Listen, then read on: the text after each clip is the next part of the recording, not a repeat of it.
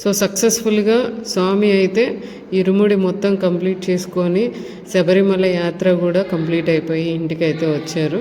So ఇంటికి వచ్చినప్పుడు మనం చేయాల్సిన పద్ధతులు మీకు ఈ వీడియోలో అయితే చూపిస్తున్నాను. ఫస్ట్ కొబ్బరికాయతో మనము దిష్టి తీసి స్వామిని అయితే లోపలికి రానివ్వాలి.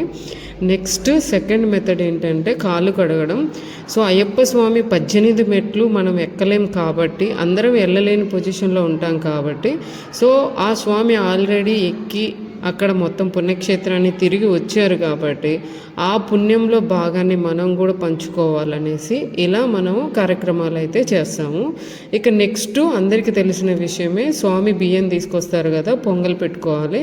ఆ పొంగలి అవి నైవేద్యాలు, అక్కడ కొన్ని డిఫరెంట్స్ నైవేద్యాలు ఉంటాయి కదా, ఆ నైవేద్యాలు కూడా ఇక్కడైతే పెట్టేశాము.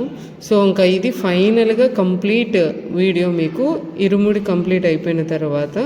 ఇప్పుడు ఈ వీడియోలో అయితే మీకు ఇరుముడి గురించి, సో ఇరుముడి కట్టుకునే ముందు స్వామి ఇంట్లో నుంచి వెళ్ళిన క్లిప్పు, సో తర్వాత ఇంట్లో నుంచి వెళ్ళిన తర్వాత కూడా నెక్స్ట్ మీకు ఇరుముడి ఎలా అనేది ఇందులో చిన్న క్లిప్ అయితే మీకు చూపిస్తున్నాము.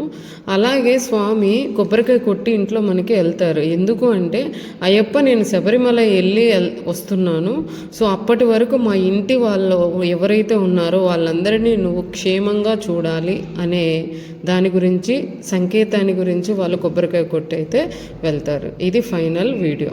బాయ్.